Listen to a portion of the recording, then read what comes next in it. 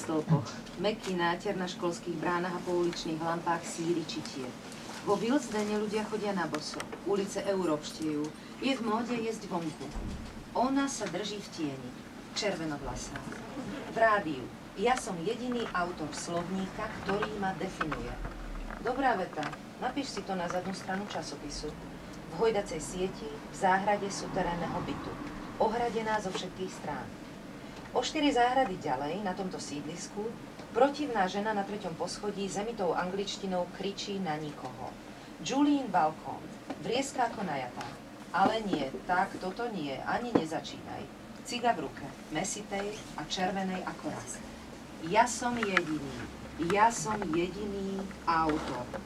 Ceruska na stránkach časopisu nezanecháva žiadnu stopu. Niekde čítala, že ten les spôsobuje rakovinu.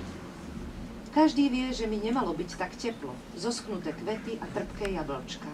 Vtáky spievajú nesprávne tóny na nesprávnych stromoch prískoro v roku. Ani do pekla nezačínaj. Pozri, ženino spálené brúšisko spočíva na zábradlí. Akorát hovorí Michel, nie každého môžeš pozvať na večierok. Nie v tomto storočí. Krutý názor, ona nesúhlasí. V manželstve nemusíš všetko vidieť rovnako. Žlté slnko vysoko na nebi. 2 červené prúžky na bielej paličke. Jasné, definitívne. Čo má robiť? Michel je v práci. Stále je v práci.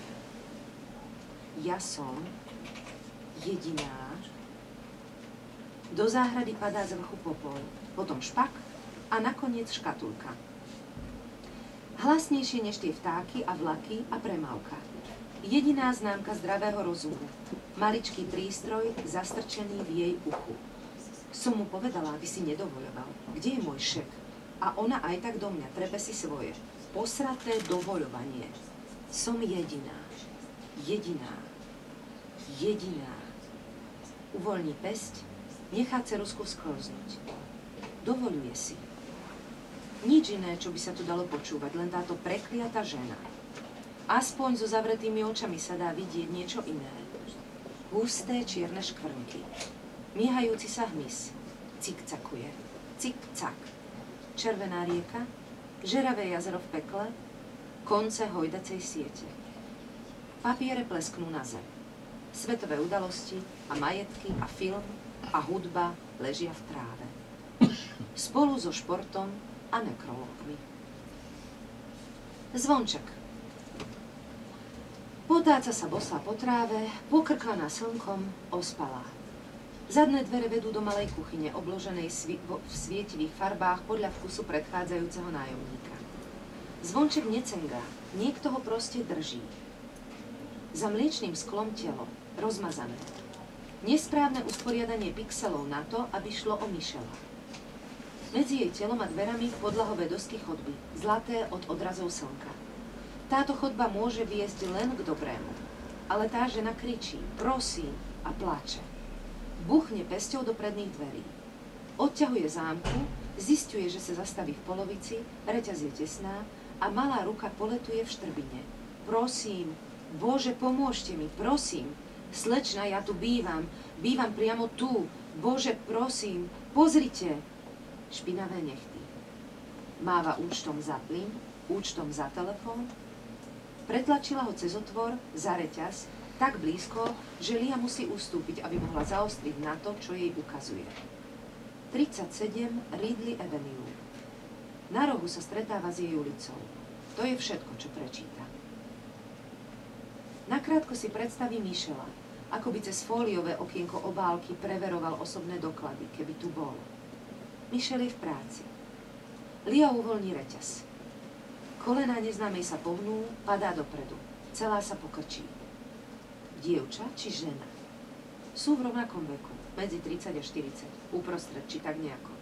Jej útlým telom otriem sa plač. Poťahuje si šaty a zlíká.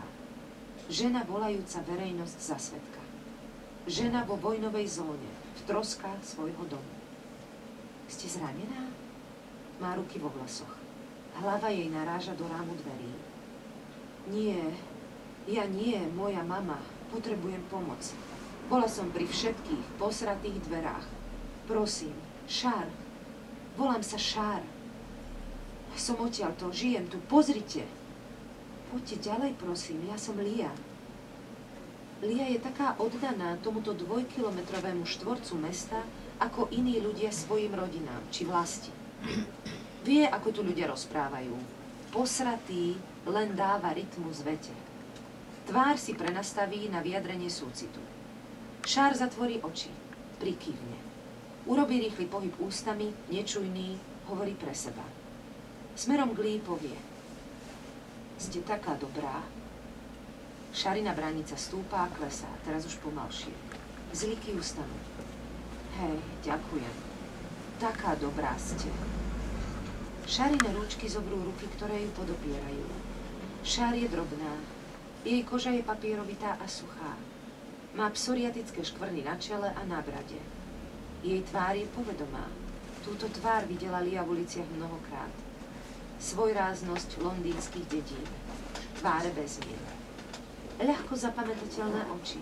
Okolo tmavej hnedej vidno jasnú bielu. Nad aj pod. Výraz chtivosti. Strávenia toho, čo vidí. Dlhé myhalnice. Takto vyzerajú bábätká. Lia sa usmeje. Opätovaný úsmev je prázdny, bez rozpoznania. Sladko pokrivený. Lia je len dobrou neznámou, ktorá otvorila dvere a v zápätí ich nezatvorila. Šár opakuje, ste taká dobrá, ste taká dobrá. Až kým sa niť potešenia, ktorá sa vynie celou tou vetou, pre Liu to samozrejme až také potešenie nie je, nepretrhne. Lia krúti hlavou. Nie, nie, nie, nie. Lia nasmeruje Šár do kuchyne. Veľké ruky na úzkých ramenách dievčaťa. Sleduje, ako sa Šarin zadok v teplákoch dvíha a klesá. Jemne ochlpená priehlbinka na jej chrbte.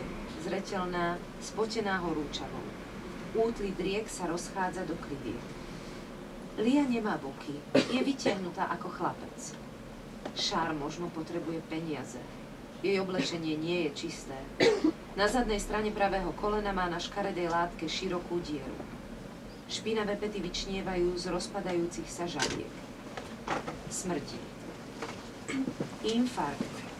Pýtam sa, ich zomiera? Zomiera? Zomiera? Naložia ju do sanitky a žiadna odpoveď.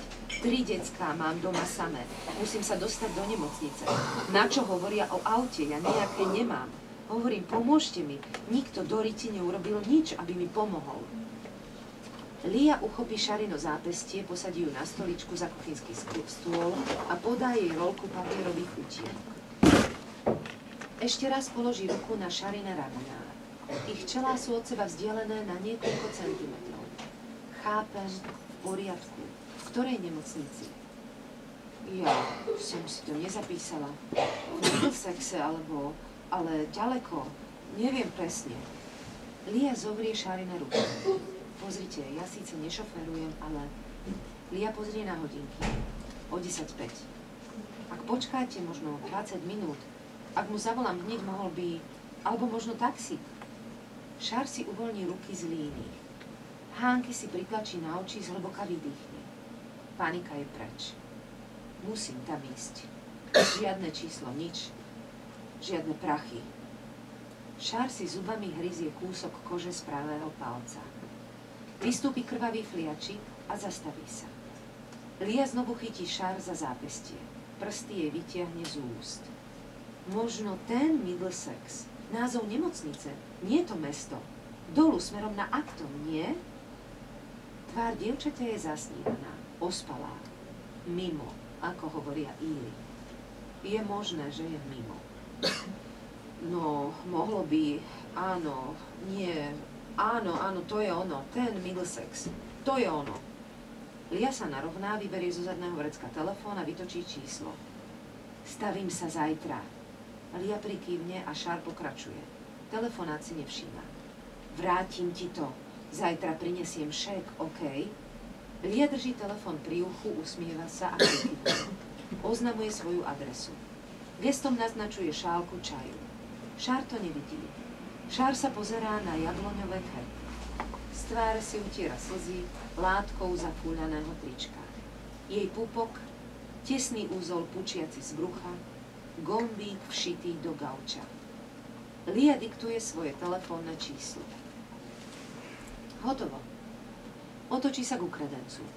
Voľnou rukou zdvihne rýchlovarnú kanvicu, zatrasie ňou, čakala, že bude prázdna. Trošku vody sa vyleje. Vráti kanvicu na podstavec a ostane tam, kde je, chrbtom k návšteve. Nie je tam žiadne normálne miesto, kam si sadnúť, či sa postaviť.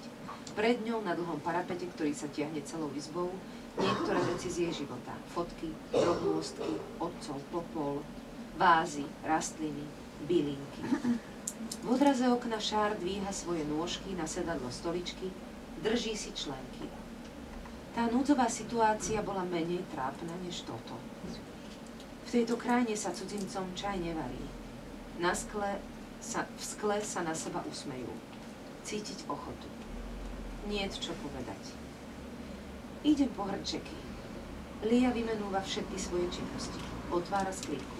Je plná hrnčekov. Hrnčeky na hrnčekoch, na ďalších hrnčekoch. Pekné miestečko. Lia sa otočí príliš rýchlo, spraví pár irrelevantných pohybov rukami. Nie je naše, prenajímame. Naše je len toto. Hore sú 2 byty, spoločná záhrada. Je štátny, takže... Lia nalieva čaj. Šár sa rozhliada. Spodná pera vytrčená, jemne pokyvuje hlavou.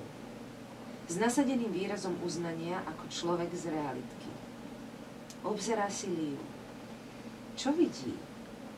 Pokrčená, kockovaná flanelová košeľa.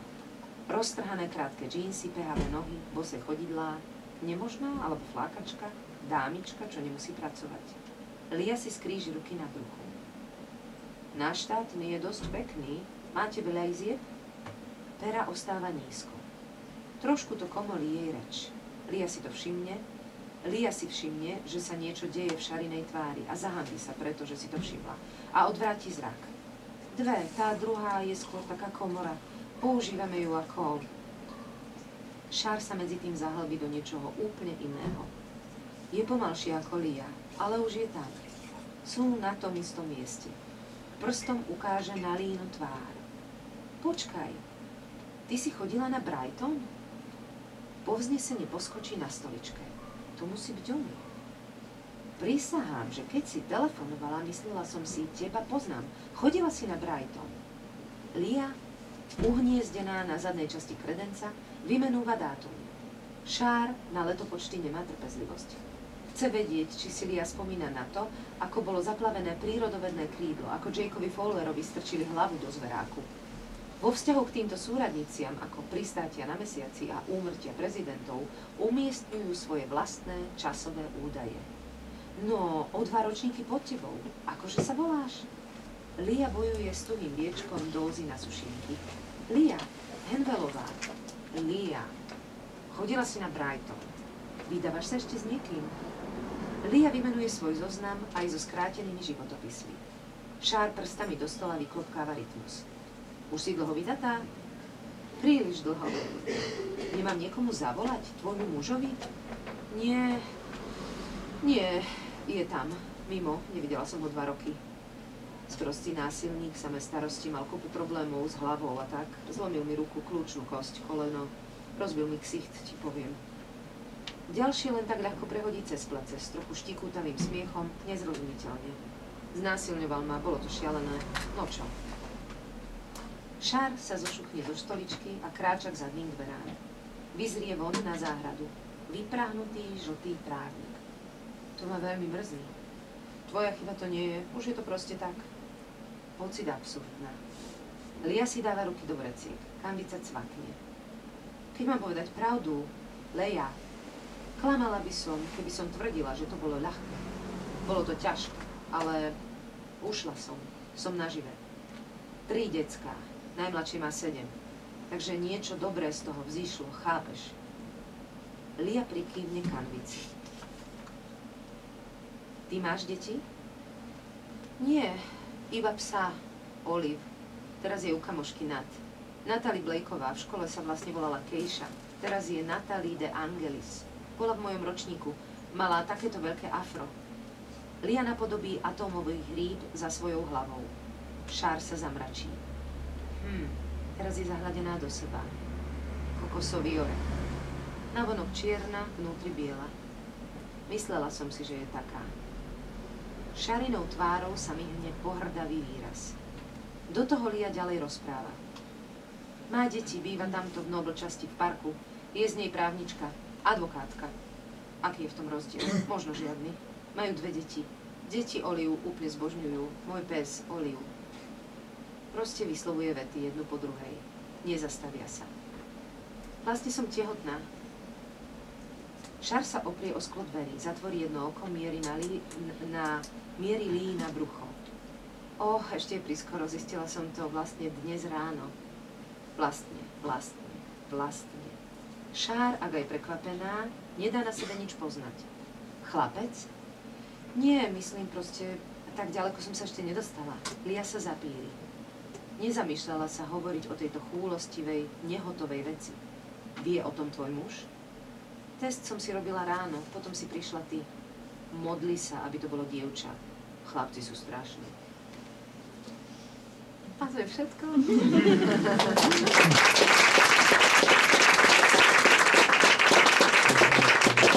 Ďakujem. O minútu? Tak ja mám 4 aj 2. Mám zle čas? Ďakujem aj Janovi. Stačí.